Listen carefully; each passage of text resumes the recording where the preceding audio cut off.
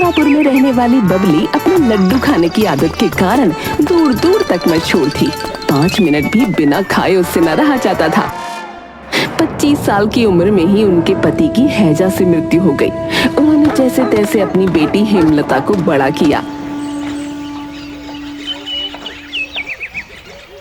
शाम के समय बबली चौपाल पर बैठी थी। साथ में गांव की दूसरी महिलाएं पार्वती, कमला और बनिए का बेटा लल्लू, जो खुद को हाफ इंजीनियर समझता था, वो भी उनके साथ था। मैं घोषणा करती हूँ, जो मेरी बात काटेगा उसे 2 किलो लड्डू देने होंगे। वाह बुआ वाह, आप तो हर बात पे यही शर्त लगाती हो बुआ। तो रोक लो मुझे, और अगर मैं हारी तो खुद ही लड्डू खाऊंगी। मैं कहती हूँ, चांद पर पानी तो है ही और उसमें बर्फ भी है। नासा ने कहा है हाँ है। लो, तो आप जीती। ये भी क्या बात हुई?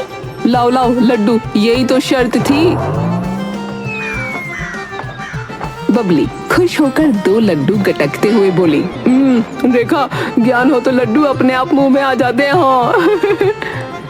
सी हेलो। अब ये बताओ, मुर्गी पहले आई कि अंडा?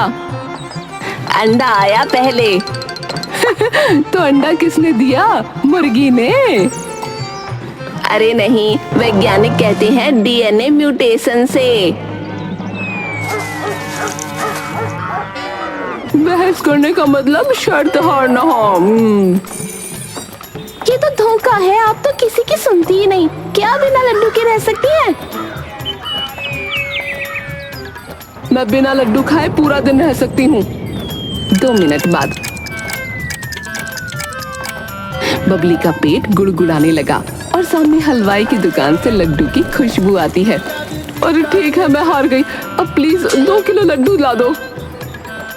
लेकिन बुआ, शर्त हारने पर लड्डू तो आपको देने चाहिए।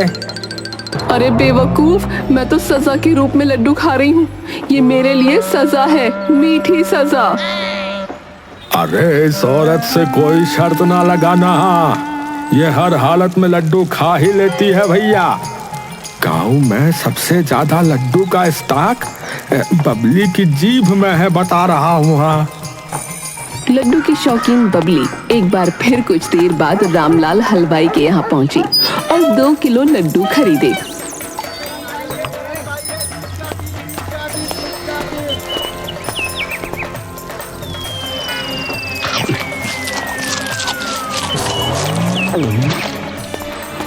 और फिर कुछ देर बाद वापस आई और डिब्बे लौटा के चली गई।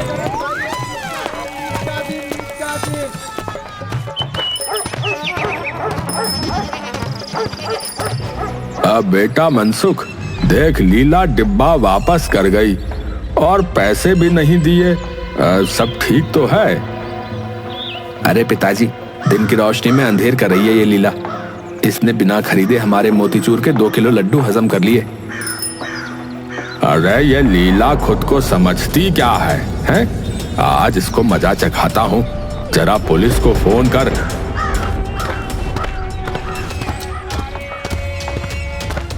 हलवाई रामलाल दुकान के बाहर खड़ा है, माथे पर पसीना और हाथ में खाली लड्डू का डिब्बा।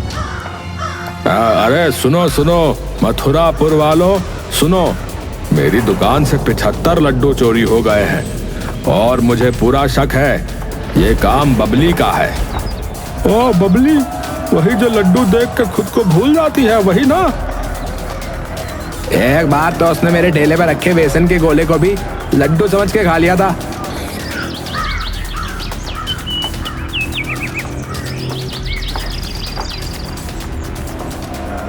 पंचायत बुलाई जाती है, सब गांव वाले इकट्ठा। बबली, क्या आपने रामलाल की दुकान से लड्डू चुराए? हे भगवान, चोरी? मैं? नहीं नहीं, मैंने तो प्रसाद समझ के खाए थे। मुझे क्या पता था कि दुकान में रखा हर लड्डू प्रसाद नहीं होता। तो तुमने चोरी करके लड्डू खा लिए और सोचा भगवान प्रसन्न होंगे। भगवान ही गवाह है, मैंने हर लड्डू खाते समय ओम नमः लड्डू वासाय बोला था। लोग इसकी बात सुनकर हंसते हैं और माफ कर देते हैं।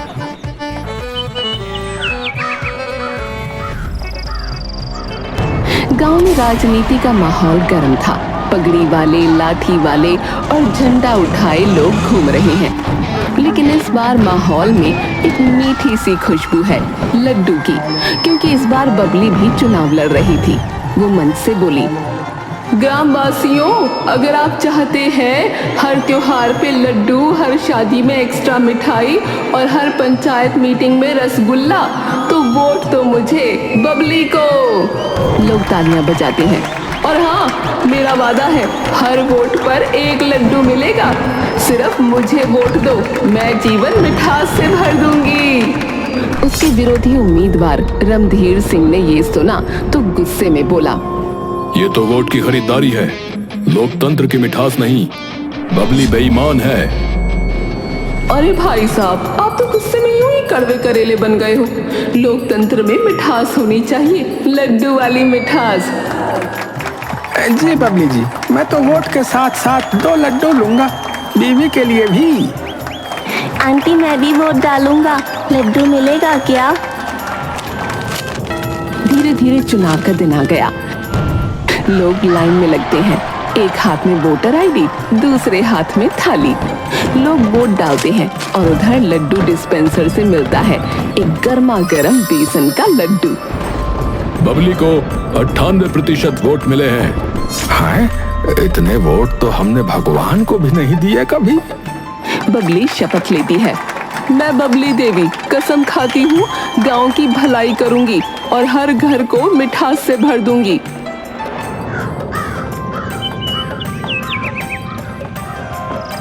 शपथ के बाद बबली पंचायत की मीटिंग में बैठी है, बगल में लड्डू की टोकरी।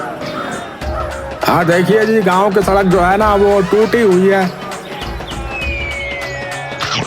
शर्त लगा लो, जो बोलेगा कि टूटी है उसे 2 लड्डू। अरे टूटी है। तब तक खाओ लड्डू, जब तक PWD वाले गिट्टी नहीं गिरा देते। इसी तरह बबली लड्डू शौक के जरिए खूब नाम कमाती है।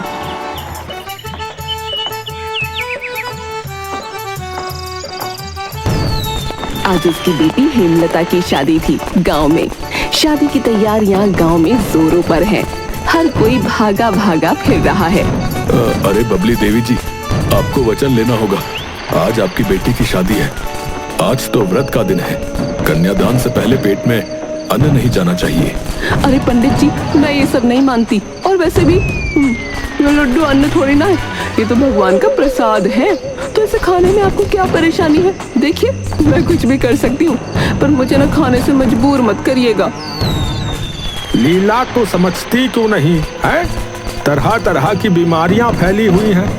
अरे हमने सुना है ऐसा वायरस आया है कि अगर पेट में घुस जाए तो ऐसी गैस बनाता है कि आदमी जो है उड़ता हुआ सीधा स्वर्ग पहुंचता है, समझी? ये भी बढ़िया कही मुखिया जी आपने। अब बेटी की शादी तो हो गई है, बिना टिकट ही उड़ते हुए स्वर्ग पहुंच जाऊंगी। हरम लगे ना फिटकरी और रंग भी आएगा चोखा।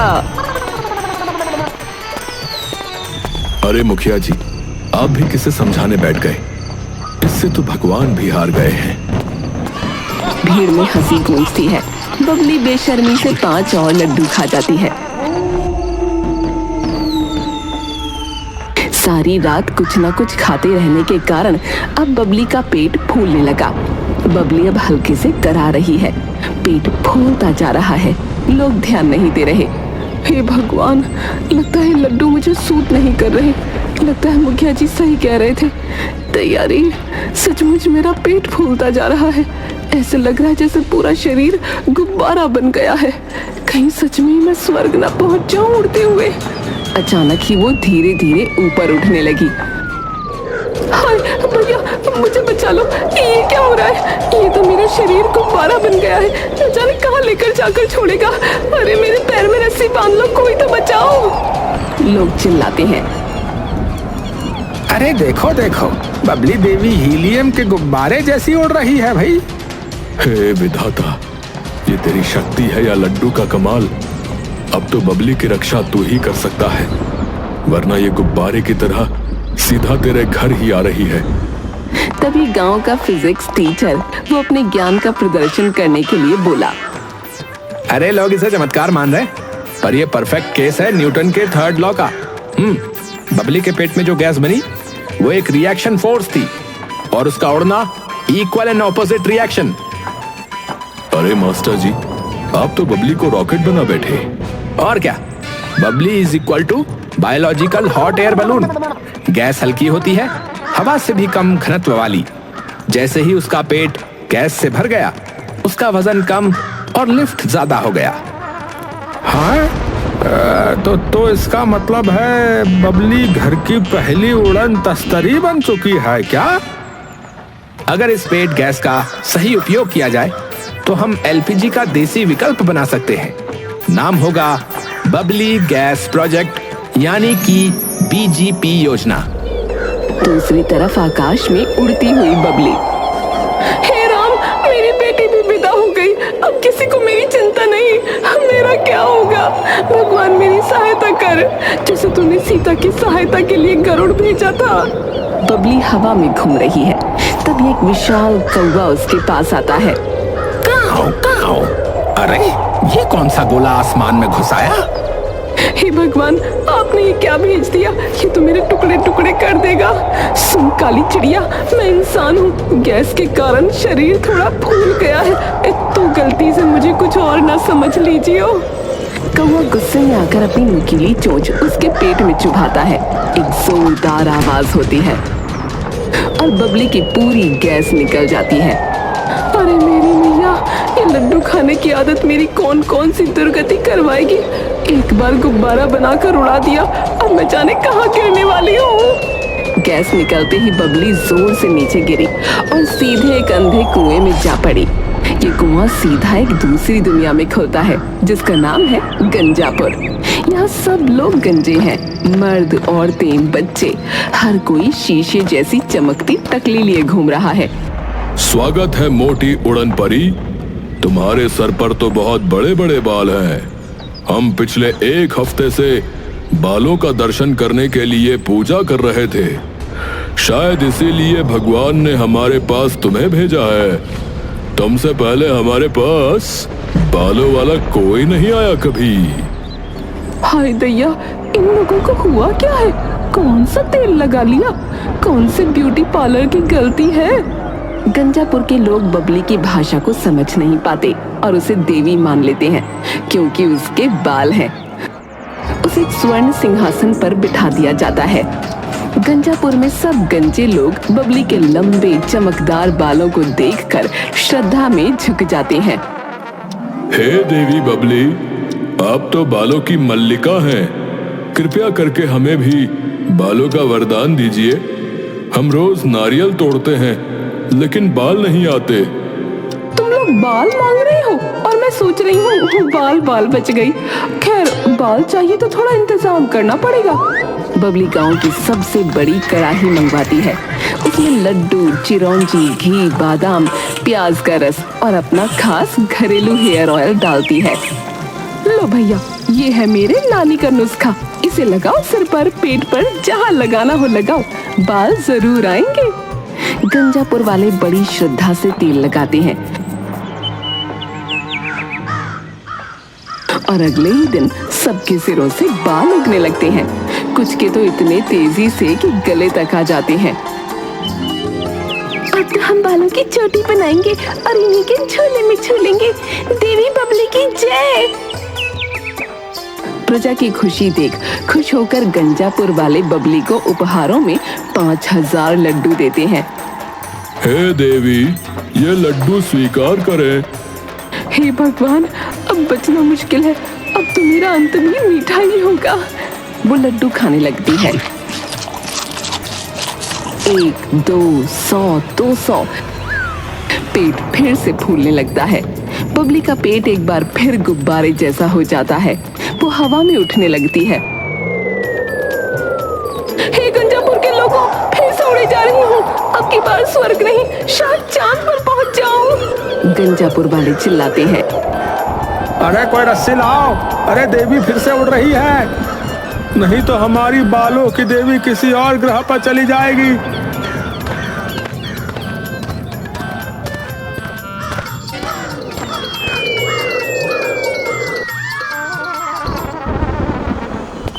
बबली को गंजापुर में रहते रहते काफी समय बीत जाता है। अब गंजापुर भी बालपुर के नाम से जाना जाने लगा था। कोई भी सर ऐसा नहीं था जहां बाल ना हो।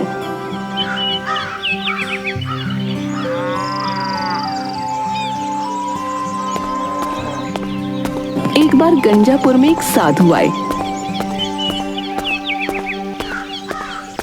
बबली ने पूछा, हे साधु महाराज, मैंने अपने जीवन में कोई पाप नहीं किया, किसी का दिल नहीं दुखाया, फिर भी मेरे साथ ऐसा क्यों हुआ? मैं अपने परिवार से इतनी दूर क्यों? बेटी, तेरे जीवन में हर खुशी और मुश्किल की वजह सिर्फ एक ही चीज है, जिसका नाम है लड्डू।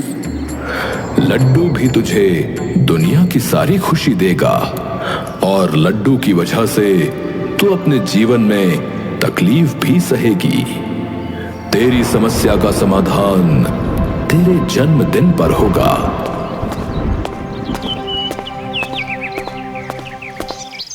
गंजापुर वाले बबली को उसके जन्मदिन पर फिर उपहारों में 5000 लड्डू देते हैं। हे देवी, ये लड्डू स्वीकार करें। हे भगवान, अब बचना मुश्किल है, अब तो मेरा अंत भी मीठा ही होगा। वो लड्डू खाने लगती है। 1, 2, 100, 200। पेट फिर फूलने लगता है।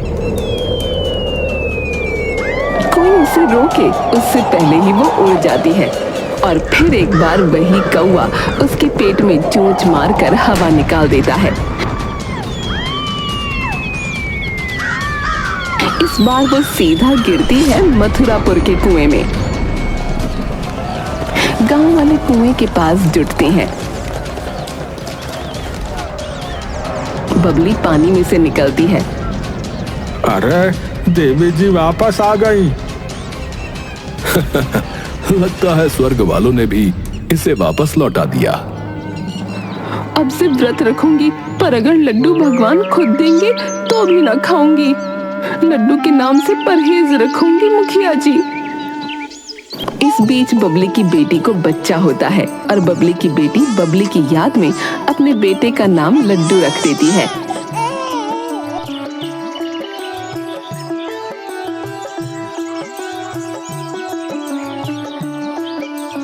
माँ, ये रहा तुम्हारा नवासा, लो इसे गोद में लो। बबली उसे गले लगा लेती है। बस अब तय है, इसके सहारे ही जिंदगी काट लूंगी, लड्डू की तरफ देखूंगी भी नहीं। माँ, तुम्हारा पीछा लड्डू से नहीं छूट सकता। ये तुम्हारा नवासा है, मैंने इसका नाम लड्डू रखा है। बबली उसका नाम सुनते ही उसे बेटी को तुरंत वापस कर देती है और बबली की बेटी हंस पड़ते हैं।